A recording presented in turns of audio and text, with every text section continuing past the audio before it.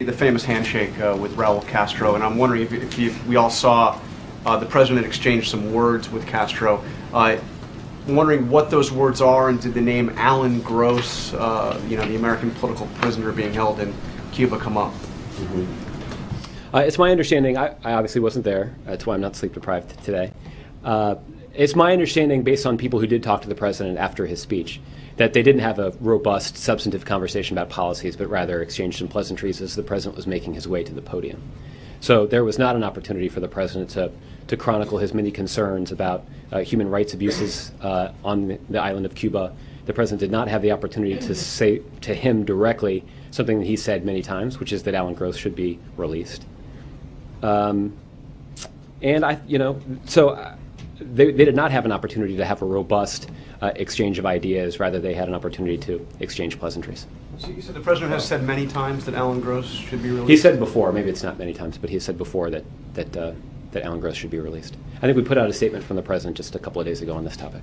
And what, in terms of, so I understand, he's there, he passed it. I know this was not a prearranged handshake, but obviously you knew that Castro was going to be up there on that stage. That's correct. Was it discussed beforehand what to do when the two would inevitably come face to face? Not to my knowledge. Not to my knowledge. And can you? I mean, you've seen some of the criticism. I mean, John McCain actually compared this to Neville Chamberlain shaking hands with Hitler. What's your response to all that criticism? That people say that the president shouldn't have given Castro the opportunity to have a handshake with the leader of the United States. Well, again, first of all, the president shook hands with everybody who was on the stage, and Mr. Castro was one of those individuals who was on the stage. The second thing I'd point out is I think even in the few number of times that I've stood at this podium, I've been asked about other people who've tried to draw connections between recent political events and the terrible reign of Adolf Hitler. That is a dangerous and usually unwise thing to do in public.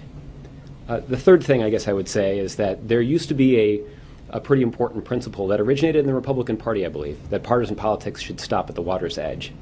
And it's unfortunate that we did see a number of Republicans yesterday who criticized the president for a handshake at Nelson Mandela's funeral.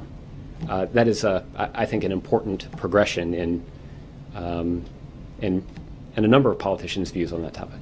Is there anybody that the president would not?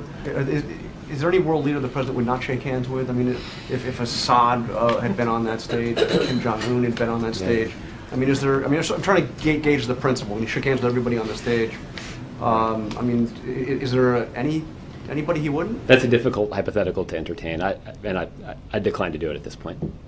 So, Brianna.